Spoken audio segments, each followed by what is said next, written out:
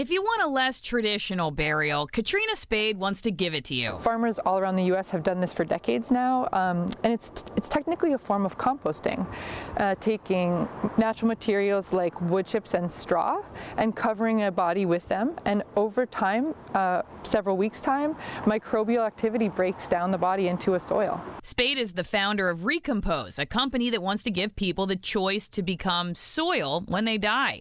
They worked with Washington State University to test its safety for environmental and human health. 6 people donated their bodies for the study. Spade says it's not just safe, it offers eco-benefits. With cremation, you have the burning of fossil fuels and emission of carbon and mercury and particulates into the atmosphere. And then with conventional burial, there's quite a carbon footprint from the manufacture and transport of caskets, grave liners, and then the upkeep of cemeteries. So you have those two options, which again, if people want those options, absolutely, they need to remain.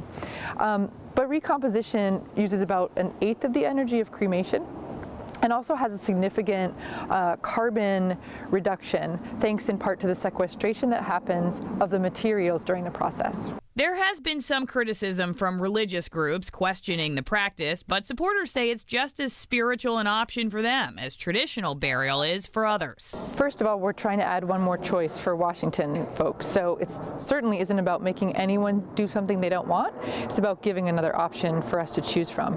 And I will say for some people, this option feels really kind of spiritual. The ability to return to the earth after we've died and to nourish the land again is actually something that really resonates for people. In Seattle, I'm Allison Morrow, King 5 News.